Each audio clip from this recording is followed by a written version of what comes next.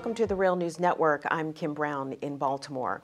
It's been just over a year since Justin Trudeau was elected as Prime Minister of Canada, and among his campaign promises was that he would negotiate with Canadian Indigenous people on a nation-to-nation basis, that he would also mount inquiries into murdered and missing Indigenous women, and that his government would have more transparency. So, how has Prime Minister Trudeau fared in his first year? Well, with us to discuss these issues is Pam Palmater. She is a Mi'kmaq lawyer, and she is a member of the Eel River Bar First Nation, and she's currently holding the chair in Indigenous governance at Ryerson University. Her latest book is titled Indigenous Nationhood: Empowering Grassroots Citizens. Pam, thank you for being here.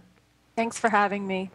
So, Pam, a recent report into possible sexual abuse of Indigenous women in Quebec's Indigenous community by police officers did not find enough evidence to lay charges. However, in an interview posted in the Montreal Gazette on Thursday, the author of the report, government-appointed independent observer Fanny Lafontaine, suggested that there may be systemic racism in Quebec's police force in relation to First Nations. Have we seen evidence of this in Quebec and indeed across the country? Well, we've had numerous justice inquiries over the last few decades, and they've all come to the exact same conclusion, that it's not just systemic racism, but it's also overt racism, physical attacks, sexual assault against Indigenous women and girls across the country, and that the most recent inquiry, the Ipperwash inquiry, found that it's not just apples in the police, matter of one or two bad apples. The whole police force is infected with racism. Our problem today is that the government has never implemented any of the recommendations from any of these justice inquiries that would have protected us. So what has happened with the inquiry into murdered and missing Indigenous women? And did Trudeau's government deliver on his campaign promises in terms of transparency? Well, that's a really good question, because nothing has happened on the inquiry, and this is part of the problem. So that was his core promise, that we would be involved in every stage of the process, and we weren't. We weren't involved in deciding who would be the commissioners, and we weren't involved in deciding what would be the terms of reference. Worse than that, however, is that the inquiry started at the very beginning of fall. In theory, they had lots of announcements, but nothing has been established. There's no staff, there's no office, you can't contact anyone, and we have a very limited time for this inquiry, and nothing has happened so far. Well, Trudeau also promised to negotiate with First Nations on a nation-to-nation level. Has that been fulfilled in any way in terms of, for example, resource extraction and permission on pipelines? No, and I'm so glad that you raised that, because if you see what's happening at the Dakota Access Pipeline in the United States, this is what's about to happen in Canada. Before Justin Trudeau got elected, he said that First Nations people had a constitutionally protected right to decide what happens on their lands and what doesn't. He, in effect, said we had a veto.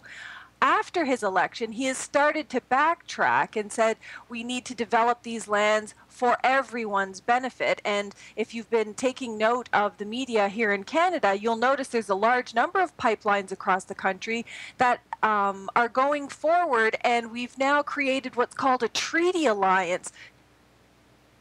Not to oppose those pipelines, Canada, but in solidarity with the United States against the Dakota Access Pipeline as well. So he hasn't sat down with First Nations and talked about this at all. There is no nation-to-nation relationship as it stands today.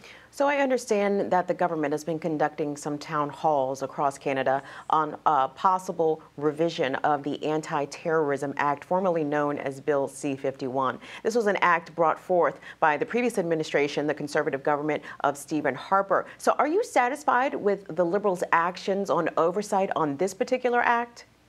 Not at all. Prior to the election, they said this was one of the first bills that they would address, the Anti-Terrorism Act, because it essentially criminalizes our right to assembly, our right to free speech, our right to privacy, and more particularly, it criminalizes what Indigenous peoples do to protect their lands and waters peacefully. This is something to consult with all First Nations in Canada on, not just this piece of legislation, but all the legislation that was imposed by the previous Prime Minister Stephen Harper against the will and consent of First Nations. And he has failed to even take minimal steps to start that process with First Nations. Town halls are separate, but in the Canadian legal system, we have a legal right to a separate consultation process that deals directly with First Nations, Aboriginal treaty, and constitutional rights. Pam, the Idle No More movement predated the battle against the pipeline in North Dakota. Can you talk about the solidarity of Canadians First Nations with that cause, and what is on the horizon for Canadian First Nations in terms of major upcoming battles? Well, I think the most significant thing to come out of the Idle No More movement was that it was a coming together of not just Indigenous people, but also all of our society. And that's really historic, because prior to then, it was individual battles by individual First Nations against pipelines or mining or police racism and abuse. And Idle No More brought together democratic institutions, non-government organizations, human rights, anti-poverty, you name it, huge allyship across the country. And what we see now is that all of the lessons learned and all of the connections that we forged during Idle No More is now coming together against what's going to be an epic battle against all of the pipelines that are set to come in Canada. And at the same time, those same strong ally relationships are what we're using to help support the nations in the United States who are also opposing the Dakota Access Pipeline. We've been speaking with Dr. Pam Palmater. She is a Mi'kmaq attorney. She's also a member of the Eel River Bar First Nation, and she's currently holding the chair in Indigenous Governance at Ryerson University. Her latest book, you should pick it up. It's titled Indigenous Nationhood: Empowering Grassroots Citizens. Dr. Palmater, we appreciate your time today. Thank you. Well, Alan. And thanks for watching the Rail News Network.